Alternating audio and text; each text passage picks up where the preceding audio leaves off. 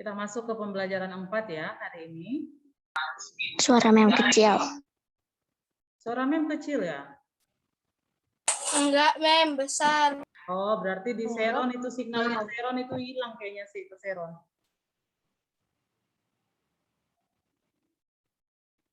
Kedengaran teman-teman suaranya mem? Kedengaran. Seron coba cek dulu speakernya. Speakernya penuh ya Seron supaya nggak kecil suaranya. Oke, silakan buka pembelajaran 4. Di sana ada denah. Denah dari kelas 2 SD sudah dipelajari. Apa gunanya denah? Kamu tahu denah supaya apa? Enggak tersesat. Ini merupakan gambaran tentang tata letak dalam suatu ruangan atau tempat. Ya, gunanya untuk apa? Untuk Mem, apa suara itu? mem kecil. Seron. Halo Seron. Seron coba fullkan dulu speakernya Seron. Karena hanya Seron yang dengar mem kecil. Teman-teman dengar suara mem kecil atau kedengaran? Kedengaran jelas. Kedengaran jelas. Berarti masalahnya ada di Seron. Coba fullkan dulu speakernya Seron. Full speakernya. Ya. Sharon sudah naikin speakernya, mem. Aduh. Sampai penuh. Ya, Seron coba bertenang diri supaya bisa dengar lah mungkin ya. Mem nggak tahu lagi kalau mem hanya taunya speakernya. Karena kalau semua teman-teman dengar suara mem kecil, berarti speakernya mem atau mic-nya mem kecil ya. Oke. Gunanya Deno untuk apa sih? Supaya nggak tersesat. Betul. Kalau kamu lihat denah, kamu nggak tersesat. Di mana sih indukan A?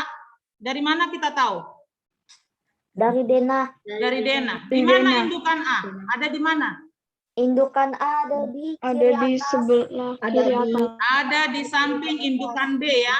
Ada di samping indukan B. Terus di mana penampungan air seni? Penampungan air seni. Ada di bawah indukan A, B, dan C. Ada di bawahnya indukan A, indukan B, indukan C, dan di tengah-tengahnya kandang pembesar. Atau di berseberangan dengan indukan A dan kandang besar. Itu di tengah-tengah ya, penampungan kotoran. Dari denah ini kita bisa mengetahui letak sesuatu ruangan. Tata letaknya. Apa hubungannya denah dengan pelajaran kita hari ini? Peta. Kita lihat. Sebelumnya kalian sudah mempelajari kondisi geografis bahwa Indonesia itu berada di mana? Berada Di antara Dua samudra, yaitu Samudra Hindia dan Samudra Pasifik. dua benua, yaitu benua Asia dan benua Eropa. ya. Mem buat di weekly-nya siapkan peta ya. Ada kan? Ya, mem. Ya, lihat petanya. Lihat dulu petanya, bahwa di peta itu saya nggak punya peta di sini. Coba kita masuk kembali, lihat dulu bukunya. Halaman 27. Coba lihat halaman 27. Yang punya peta silakan lihat peta Indonesia, yang tidak punya peta Indonesia lihat halaman 27. Yang punya peta lihat peta Indonesia, yang tidak punya lihat halaman 27. Oke, sudah semua lihat? Sekarang berapa pulau yang besar di Indonesia? Ada berapa? 5. Ada 5. Kita mulai dari paling kiri. Pulau apakah yang paling kiri itu? Sumatera. Pulau Sumatera. Di bawahnya ada pulau apa di bawah Sumatera? Jawa. Di atasnya ada pulau apa di atasnya Jawa? Kalimantan. Anak-anak kita tinggal di mana? Kalimantan. Yes. Kita berada di atas pulau Jawa. Di sampingnya ada pulau apa di sampingnya? Sulawesi. Sulawesi. Ada di sini suku Manado, angkat tangan, raise hand. Yes. Suku Manado berasal dari Sulawesi. Kalian berasal dari pulau yang berbentuk seperti huruf? Seperti huruf K. Atasnya. Di ujung ada pulau yang gede di ujung, mirip seperti hewan ya, mirip seperti ayam itu. Pulau apa? Papua. Pulau Papua. Wah, Ya, Papua. Orang Papua. Warna apa orang Papua biasanya kita lihat? Hitam. Iya, gelap ya. Mereka warnanya gelap. Rambutnya bagaimana? Rambutnya bagaimana? Hitam. Oke. Kompetensi, yes. Tapi biasanya orang Papua ada yang warna putih juga. Iya, ada juga warna putih ya. Oke, kompetensi dasar 3.1 itu adalah murid bisa menyebutkan kondisi geografis. Ya, kalian bisa menyebutkan kondisi geografis dilihat dari mana? Kenampakan alamnya. Contoh kenampakan alam itu apa? Gunungnya, sungainya, danaunya, selatnya, teluknya. Oke, bahwa ternyata pulau-pulau ini, Pulau Jawa, Sumatera, Kalimantan, Sulawesi, Papua ini beda-beda kondisi geografisnya. Kalau kita lihat kemarin Indonesia, geografis kita itu terdiri dari kita di atas ada benua, benua Asia, benua Australia, ada samudra, ada lautan yang kita dibatasi oleh lautan. Samudra Hindia, Samudra Pasifik. Sekarang kita mau lihat pulau-pulau ini kayak apa geografisnya. Kita masuk ke sini. Halaman 232 sampai 35. 32 sampai 35. Sudah dapat? Sudah. 32 sampai 35. Ini semua kalian bisa dapatkan jawabannya di peta. Kalau tidak di peta, memang aku enggak punya peta. Oh, tidak apa-apa. Silahkan googling. Oke, silahkan googling. Mem beri tugas ini sebagai tugas IPS untuk subtema 1. Jadi nanti pada saat ada tugas subtema 1, Mem nggak masukin lagi IPS. Oke, ini akan dikumpul. Silakan tulis di bukunya. IPS ini yang halaman 32 dan 3 cari di peta. Kalau tidak punya peta, silahkan googling, boleh. Ya, supaya kalian lebih familiar. Oh, di Sulawesi itu luasnya segini. Batas lautnya ini, batas daratnya ini, ada nama-nama pantai dan lautnya, ada nama-nama dataran rendahnya, dan tidak cuma ditulis, kalau bisa diingat ya. Oke, ini kalian akan kumpulkan. Sekarang kita pembelajaran 4 ya, pembelajaran 4, besok pembelajaran 5. Besok kita libur ya. Hari Rabu pembelajaran 5, hari Kamis pembelajaran 6. Berarti ini paling lama dikumpulkan hari Jumat. Silakan tulis. Hari Jumat akan dikumpulkan karena hari Jumat nanti akan ada tugas subtema 1. Ini adalah tugas subtema 1 untuk IPS. Oke, tuliskan. Sudah, Mem. Ya. Kode DC-nya mana, Mem? Nanti ya, Mem kasih ya, Seronnya. Oke, Mem. Cari dulu ya, hari ini dicari dulu dari peta, ditulis. Tulisnya di buku ya, di buku. Jadi jangan buat gini. Kondisi geografis Pulau Jawa berdasarkan peta 1, 2 ditulis di buku ya. Jangan ditulis di sini. Tulis aja di buku luasnya, batas. Peta yang ada di bukunya itu digambar kah petanya? Nggak usah lah, tulis aja jawabannya. Nanti susah kamu kalau digambar ya. Tulisnya aja ya. Oke. Sudah, itu untuk cerita ini. Jadi kamu amati dari peta, kamu tuliskan. Kamu cari sungai-sungainya apa? Dataran rendahnya apa? Gunung-gunungnya apa sih di Sumatera sana? Ya. Oke, itu untuk cerita yang ini. Kemudian dari kita nomor masuk. 1 sampai nomor 6. Tunggu, ada pertanyaan untuk 5 pulau besar ini? Ada pertanyaan untuk 5 pulau besar ini? Ada yang mau ditanyakan? Dari nomor 1 sampai nomor 6, Kak, Mem. Oh ya, sampai 6 ya. Ada Bali dan Nusa Tenggara ya. Ya, sampai 6 bukan 5. Sampai 6 pulau, ya. Ada pertanyaan? Tidak, waktunya cukup panjang ya. Mem kasih hari Senin dan akan terakhir dikumpulkan hari Jumat. Kalau kamu selesai Rabu silahkan. Nanti Mem kirim kode Google Classroom-nya. Bisa paham semuanya? Ada yang mau ditanya? Sudah Paham, Mem Mem. paham. Enggak ada.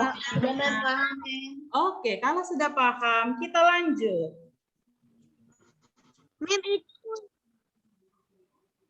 Mem itu nanti tulis di buku tulis kan? Ya, betul. Tulisan tanganmu, ya. Semuanya Mau, kan ditulis mau luas tulisan batas. tangan kalian. Oke, Semuanya kita ditulis lanjut. Ya, kenapa Feral? Semuanya ditulis kan? Ditulis, ya, ditulis ya. Kita masuk ke gotong royong, modal dasar pembangunan.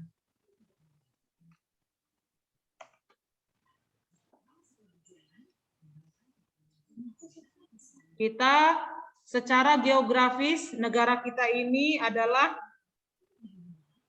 negara yang sedang berkembang ya. Karena di sana nanti kalian lihat ada banyak potensi-potensi alam yang bisa kalian dapatkan di setiap pulau itu. Lalu kan kita harus bangun. Nah, kalau ada sikap-sikap atau perilaku negatif, ini bisa menghambat pembangunan negara kita.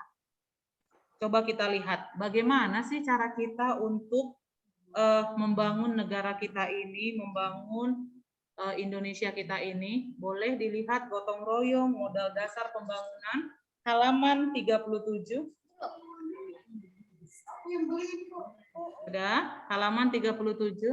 Oh, Mama itu yang beli. Bukan Oma. Dri, kita lagi belajar, Dri. Nanti Siap, curhat sama Mama. Mama ya. Oke, silahkan baca dulu dong. Suara siapa belum Mem dengar hari ini? Suara siapa ya? Suara Kerlin sudah, Edric sudah.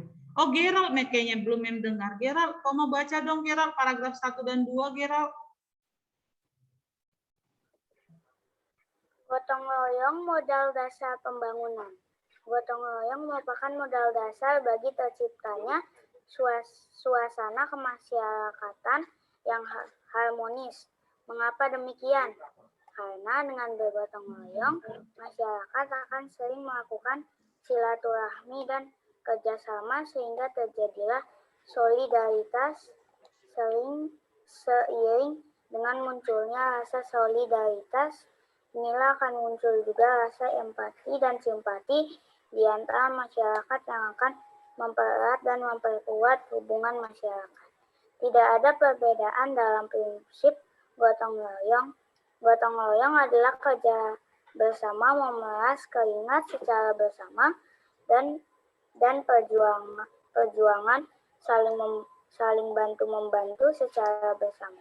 Gotong royong dilakukan demi mencapai tujuan bersama, tidak mempedulikan agama, suku, ataupun golongan. Oke, boleh dilanjutkan dulu. Mem jadi ke toilet. Oke. Sharon, Mem. Sarah sudah.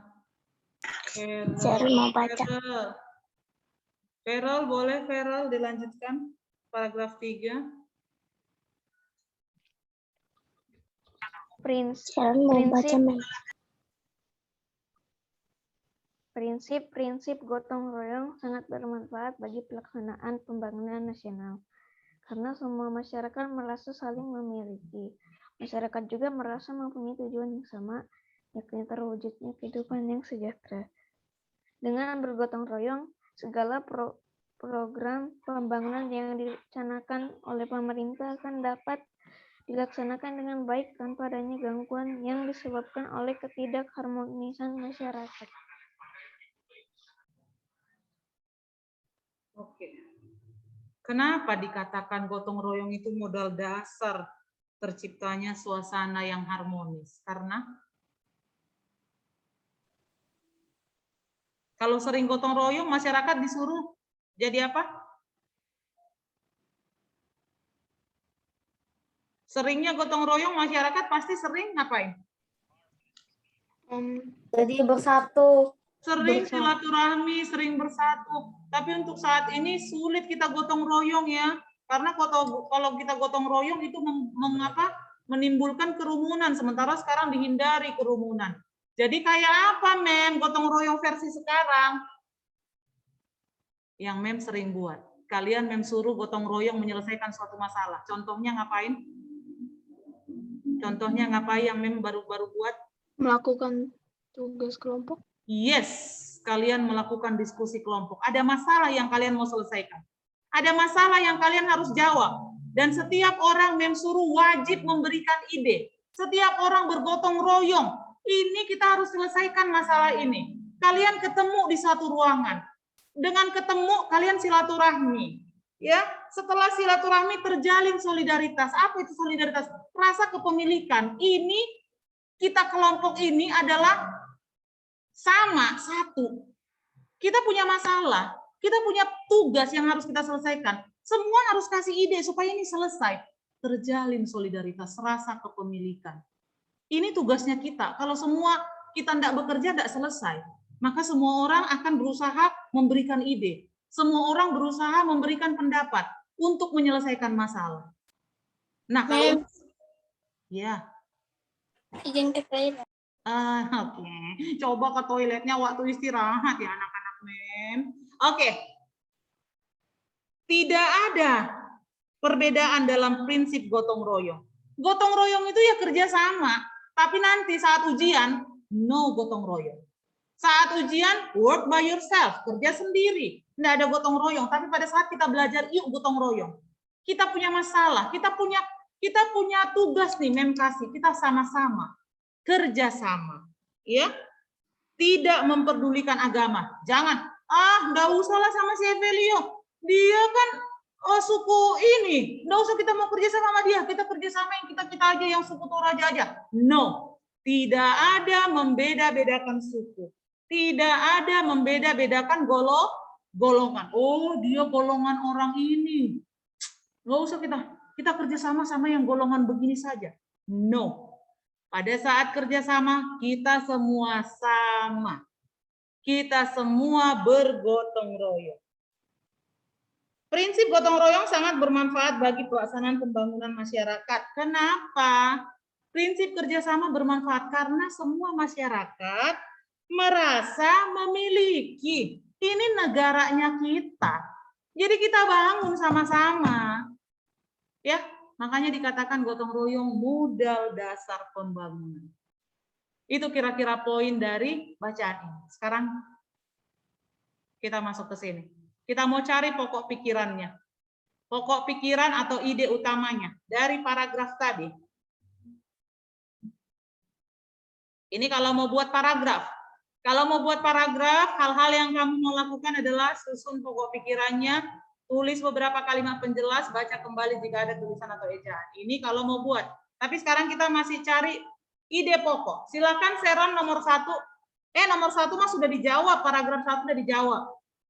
Ide pokoknya itu adalah gotong royong merupakan modal dasar bagi terciptanya suasana kemasyarakatan yang harmonis. Paragraf 2, Seron, silakan. Drik, lelah hayati kah dirimu, Drik? Mem lihat Eldrik sedang bersandar atau sedang duduk, Drik. Ayo Seron nomor 2, Seron. Aku lagi buka buku, Mem. Ide pokok yang lama. Ya, ide pokok dari paragraf 2.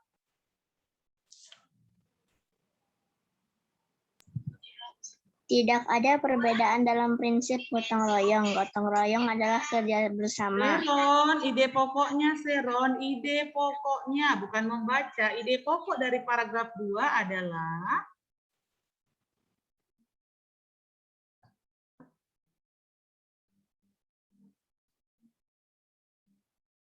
ada teman yang bisa bantu Seron? Kirana gotong royong adalah kerja bersama, memeras keringat secara bersama. Itukah ide pokoknya? Ada teman yang bisa bantu? Kirana, Mem. Oke, silakan. Kirana. Tidak ada perbedaan dalam prinsip gotong royong. Tidak ada perbedaan dalam prinsip gotong royong. Ini idenya. Idenya ini. Kemudian kalimat penjelasnya adalah gotong royong itu kerjasama, memeras keringat bersama. Makanya tadi tidak ada bedanya. Oke, sekarang kita masuk ke paragraf 3. Verlin, boleh kasih Verlin apa ide pokoknya paragraf 3 ini? Tadi nomor 2, tidak ada perbedaan dalam prinsip gotong royong. Paragraf ketiga, apa ide pokoknya?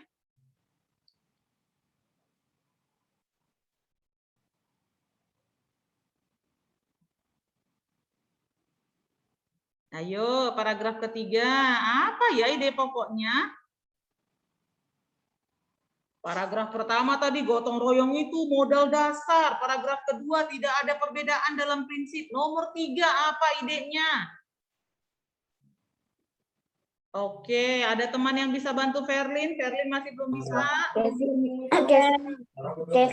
Prinsip gotong royong sangat bermanfaat bagi pelaksanaan pembangunan nasional. Tadi tidak ada beda prinsip. Tidak ada perbedaan prinsip dalam gotong royong.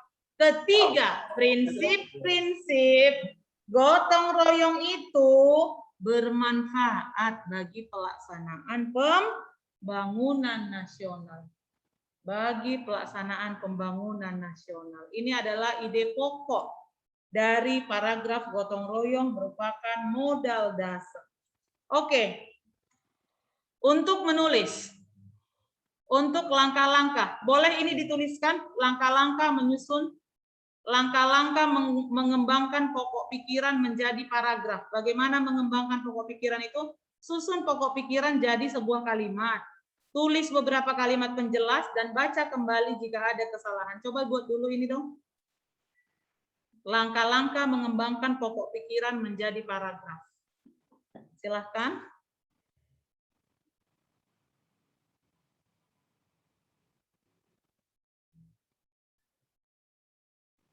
Ini pokok pikiran di paragraf mana, Mem? Ya. Paragraf yang mana, Mem? Bukan paragraf yang mana, ini cara mengembangkan pokok pikiran. Misalnya ada pokok pikiran, bagaimana cara mengembangkannya menjadi paragraf? Lihat di halaman 39 ada pokok pikiran, halaman 39 ada pokok pikiran, kalian mau kembangkan jadi paragraf. Nah, ini langkah-langkah yang Haria lakukan. Silahkan langkah-langkahnya. 1, 2, 3. Jadi kalau ada pokok pikiran di halaman 39 itu, kalian mau buat jadi paragraf, kalian harus buat dulu dia jadi kalimat. Lalu tulis beberapa kalimat penjelas dan baca ulang. Jadilah dia Pak.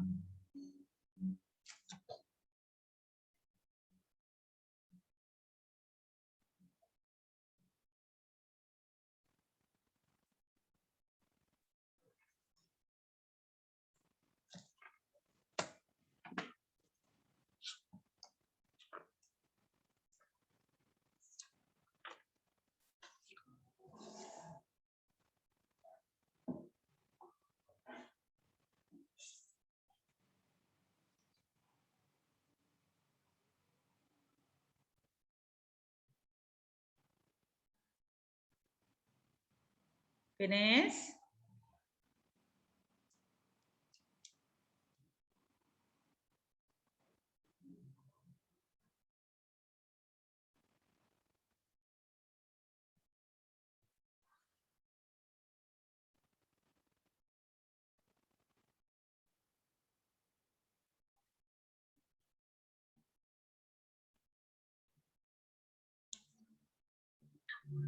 Kita catat apa, Mem?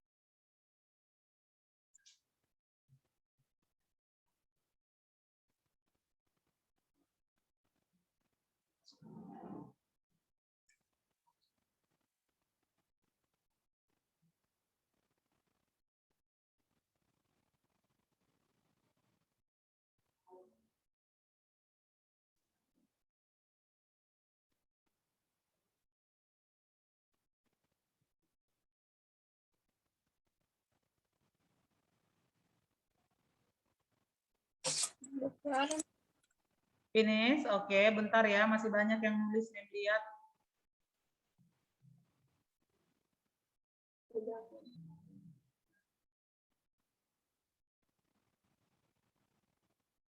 Putri, kamu sudah finish. Jangan diganti-ganti background-nya, Putri. Sudah finish nggak nulisnya?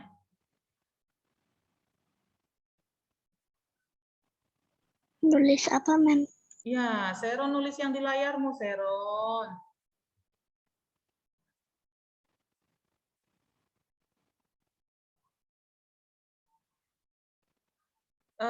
Letakin aja handphonenya, Seron. Kalau kamu pegang begini, maka tanganmu akan memegang ini. Letakin aja handphone di depan, buka layarnya, share screen-nya, Mem. Maka kamu akan bisa lihat apa yang sedang ditulis. Ya, kalau kamu pegang, nanti nggak bisa. Ayo cepat-cepat yuk, teman-teman, udah pada selesai. Udah waktunya pulang nih. Masih ada lagi 5 orang harus memberitahu agama tadi. Sambil menulis, Keno. Ada Keno nggak? Oh iya. Oh, nggak ada Keno ternyata.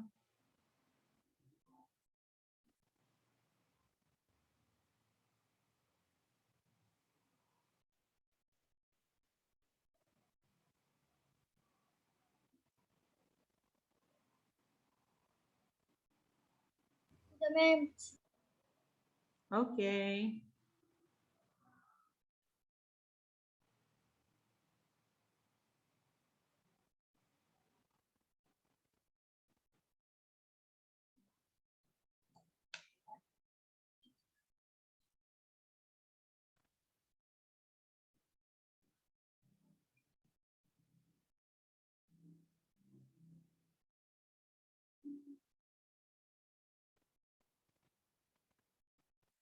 Oke, Mem stop shares dulu. Baiklah.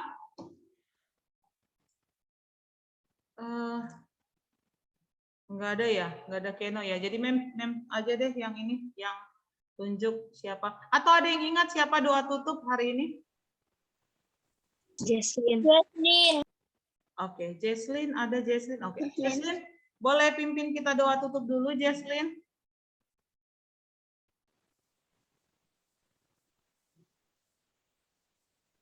Kuat, Jesslyn, nggak kedengeran? Nggak kedengeran. Coba lagi, Jesslyn.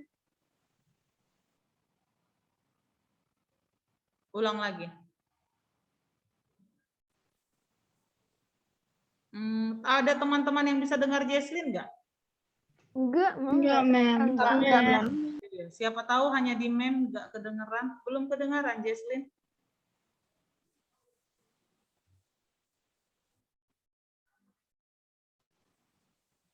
Nggak kedengaran, Mem.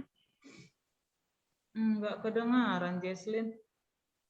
Oke, Keno sudah ada. Boleh digantikan Keno lah ya, Jesslyn. Ada masalah mungkin dengan mic-nya Jesslyn. Digantikan Keno lah, silakan Keno.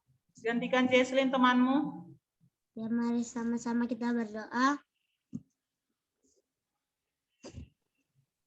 Tuhan Allah kami surga, pada kali ini kami akan pulang, Tuhan berkati kami supaya kami bisa mengingat lagi apa yang nanti kami pelajari, Tuhan, dan berkati nanti hari Rabu kami akan ada pertemuan lagi dan kami supaya bisa mengerti lebih banyak pelajaran yang dikasih Mem Anika dan ilmu-ilmu kami untuk bisa membahagiakan orang tua, Tuhan. Berkati Mem Anika, tolong jaga selalu kesehatannya dan bisa mengajarkan kami. Berkati teman-teman kami juga, Tuhan, supaya terhindar dari virus corona. Dalam nama Tuhan Yesus kami berdoa dan mengucap syukur. Amin. Oke, Keno, sebutkan yang bertugas hari Rabu, Keno. Hari Rabu ya, yaitu adalah yang pertama yang bawa renungan, yang doa buka Abi, yang bawa renungan Evelio, baru doa tutup Johannes, baru doa pulangnya Wilson. Oke. Bagi anak-anak, Ibu Ketua siapkan dulu, Bu Ketua. Attention please, greeting to the teacher. Thank you, Mem. Sampai jumpa. Thank you, Mem. Goodbye bagi orang yang sudah selesai agama. Yang agamanya tadi belum, masih live here, masih tinggal di sini ya, stay here. Jangan leave meeting dulu. Yang agamanya belum. Mem mau ambil dulu nih agamanya ya. Yang sudah finish tadi agama boleh leave meeting. Tadi itu Mem. Mem Ya. tadi syarat itu sudah agama boleh pulang. Ya, yang sudah agama boleh pulang. Oke, kita lanjut sekarang ke Boleh bacain Kak yang ya, sudah Wilson agama. sudah keluar. Wilson sudah keluar. Wilson tadi belum loh. Beatrix dulu, silakan Beatrix. Sharon sudah agama, Mem. Sharon belum agama. Kan belum. Mem boleh bacain Kak Mem yang sudah agama. Tadi Oh, iya, pokoknya Mem. sampai di Verlin. Tadi yang pokoknya yang belum tadi deh. Kan kamu tahu kamu sudah atau enggak tadi kan? Ayo Beatrix, silakan Beatrix. Teman baru bagi Yesus. Jadi di bab 1 kita Kirana udah kamu belajar. finish Kirana, already Kirana. Jadi di bab 1 kita udah belajar tentang penciptaan hari pertama hingga hari keempat. Sekarang kita belajar tentang penciptaan hari kelima. Hari kelima Tuhan menciptakan burung-burung di udara dan hewan-hewan di dalam laut dan juga tanaman yang ada di dalam laut. Dan juga hari keenam Tuhan menciptakan manusia-manusia pertama yaitu Adam dan istrinya Hawa. Mereka dijadikan suami istri oleh Tuhan karena ia tahu bahwa nanti mereka akan mempunyai anak-anak. Oke, next adalah Alvarez. Pelajaran sebelumnya kita sudah mempelajari tentang penciptaan hari pertama sampai hari terakhir. Hari pertama Tuhan menciptakan langit dan bumi. Hari kedua Tuhan menciptakan cakrawala dan air. Hari ketiga Tuhan menciptakan daratan dan lautan. Hari keempat Tuhan menciptakan siang dan malam. Hari kelima Tuhan menciptakan binatang-binatang yang ada di darat dan di air. Hari keenam Tuhan menciptakan manusia. Oke, next Niel. Bab 2 langsung intinya saya ya, Mem. Iya. Jadi bab 2 kemarin kita belajar minggu lalu belajar sebelumnya 4 hari penciptaan. Sekarang kita dapat melihat bahwa manusia tidak diciptakan terlebih dahulu oleh Tuhan karena manusia itu ciptaan yang spesial dan karena kasihnya. Kalau misalkan manusia diciptakan pada pertama atau bukan yang semua sudah diciptakan, ya mau bertahan hidup bagaimana? Itu saja, Mem. Terima kasih. Oke, Misael sudah leave kalau belum ada nilainya. Si Renat sudah leave belum ada nilainya. Seron. Nail boleh leave meeting Nail. Teman-teman, kita sudah mempelajari yang penciptaan. Dan penciptaan yang pertama itu terang. Hari kedua cakrawala. Oh, tunggu Seron. Seron, Mem nggak bisa lihat Seron. Tunggu Seron. Seron open cam dulu.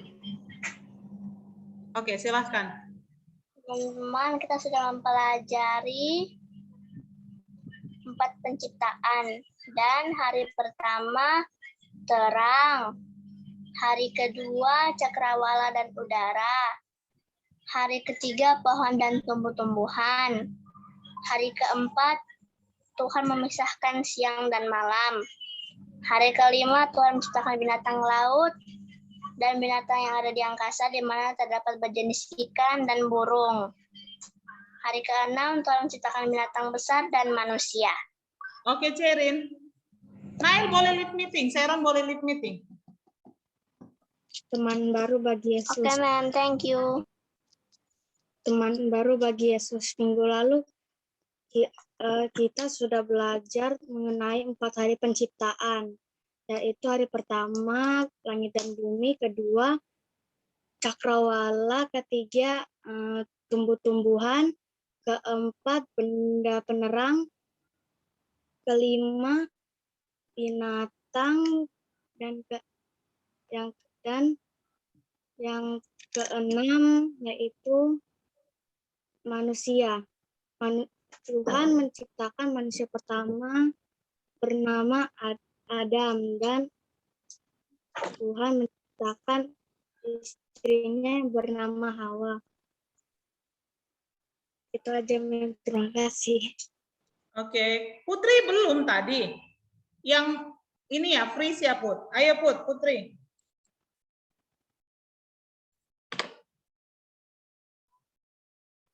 Putri. Putri.